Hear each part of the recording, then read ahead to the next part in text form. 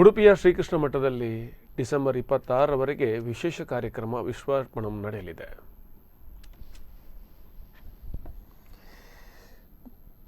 ಇದರ ಅಂಗವಾಗಿ ನಿನ್ನೆ ದಿನ ವೆಂಕಟೇಶ್ ಕುಮಾರ್ ಅವರಿಂದ ಹಿಂದೂಸ್ತಾನಿ ಶಾಸ್ತ್ರೀಯ ಸಂಗೀತ ಕಾರ್ಯಕ್ರಮ ನಡೆಯಿತು. ಪರ್ಯಾಯ ದಾದಮರ ಮಠದ ಶ್ರೀ ಈಶಪ್ರಿಯ ತೀರ್ಥ ಸ್ವಾಮೀಜಿ ಸಂಗೀತ ಕಾರ್ಯಕ್ರಮವನ್ನು ಆಲಿಸಿದರು.